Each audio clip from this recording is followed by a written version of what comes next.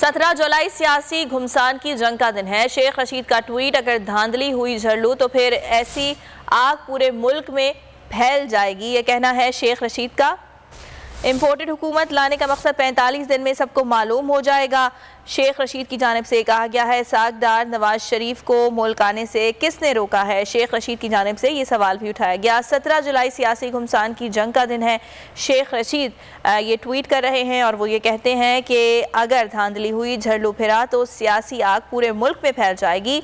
Imported हुकूमत लाने का मकसद 45 दिन में सबको मालूम हो जाएगा। शेख रशीद ने यह सवाल भी उठाया कि सागदार और नवाज शरीफ को मुल्क आने से किसने रोका है। 17 जुलाई सियासी घुमसान की जंग का दिन है। शेख रशीद का ट्वीट, अगर धांधली हुई झड़लू तो फिर ऐसी आग पूरे मुल्क में फैल जाएगी, ये कहना है शेख रशीद का। सब्सक्राइब करें और बेल दबाएं ताकि कोई खबर रह न जाए।